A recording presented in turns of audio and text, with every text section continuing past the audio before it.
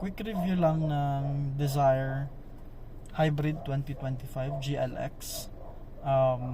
So, nakuha ko siya last week Wednesday and it's about 1 week now.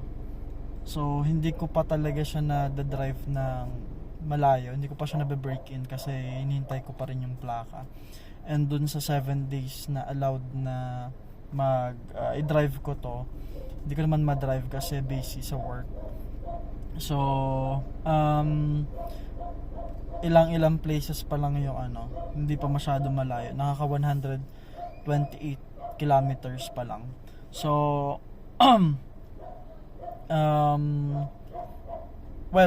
sabihin ko lang yung mga nagustuhan ko dito sa Dzire na bago. Number 1 is yung interior niya. Sobrang classy ng interior niya. For its price range, parang pang mayaman, yun lang. Hindi naman ako car expert, pero pag kasi katulad sa mga bago, sa katulad ko, na nanonood din ng mga videos about cars, parang ito talaga yung gusto kong hanapin sa car. Buti na lang meron sila na to. For its price range, meron sila ng ganitong color. Tapos meron po siyang parang dash ng wood. So yun. And then yung sa new face design naman niya, mas gusto ko rin compared to the previous model. Kasi yung previous model parang lang siya cutesy. Ito medyo maangas na siyang tingnan. Although pa rin, punggok pa rin siya, pero mas maangas na siyang tingnan. Ayan. Blue rin yung pinili ko kasi parang hindi masyadong, parang tatlo lang yung color na pwede pagpilian. Ayoko naman ng white at saka gray. So, yeah, blue na lang. Tapos pa ba? So, yung mga knobs din dito, like yung mga aircon, mga aircon buttons yan, mga knobs. Nagustuhan ko kasi physical button siya. So, hindi na ako pupunta-punta dito sa head unit para i-adjust yun. Meron ng mga physical button dito. And then 9-inch na rin yung head unit niya, which is maganda. Very responsive naman siya. And then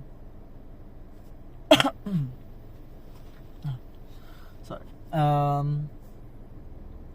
Meron din second na nagustuhan ko, or actually third na pala. Ito, may aircon vent siya dito sa second row. So dito sa atin kasi mainit, so napakaganda na may aircon vent sa pangalawa. Hindi at saka Suzuki kasi malamig talaga yung mga aircon nila so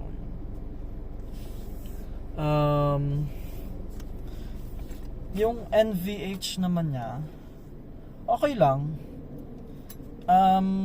Tahimik naman.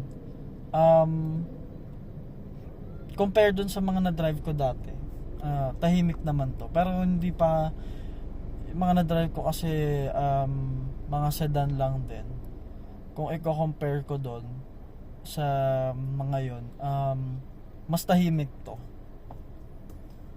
And then yung sound, yan, gustong gusto ko rin yung sound niya kasi 6 speakers na to. So, ang ganda ng sound niya. And malakas din. Hindi naman siya sabog, pero okay na din. Ang next is, so yung sa mga part naman na medyo kulang,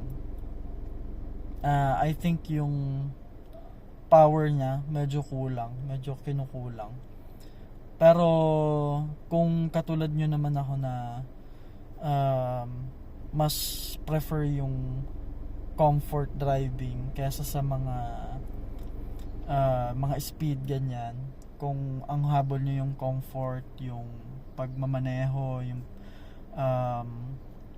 yung biyahe in general, well, maganda to kasi very comfortable naman yung seat, yung vibration, yung noise, parang super chill lang kahit hindi siya ganun ka-powerful.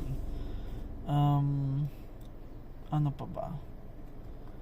Ayun, siguro, well, hindi naman talaga siya ayaw ko. Pero napansin ko lang sa, syempre, beige yung interior niya. Medyo madumihin. So, pero wala, yun kasi yung gusto ko. So, have to live with that. When it comes to fuel efficiency naman, malalaman ko pa lang pag siguro break in ko to. Pero for now naman okay naman siya. Okay naman yung ano niya. I mean, from Auto Caloocan, Auto Suzuki Caloocan, may 5 liters lang to, and then linagyan ko na siya ng 1,000. Pero yung nakaikot na ako ng Sampaloc, nakatatlong ikot na ako ng BGC, parang 2 bars lang yung nabawas, which is good. Kasi compared dun sa mga naano ko, mas ano to, mas fuel efficient. Pero sabi nila, mas malaramdaman ko yun kapag ano na, sa long drive na, kasi nag-start na yung battery, gumana yung battery niya once na nahit mo yung 60 kilometers per hour.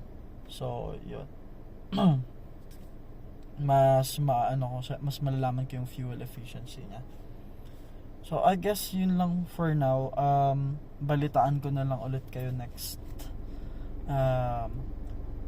month siguro, or 3 weeks from now pag nakuha na yung plaka. Yun lang. Thank you.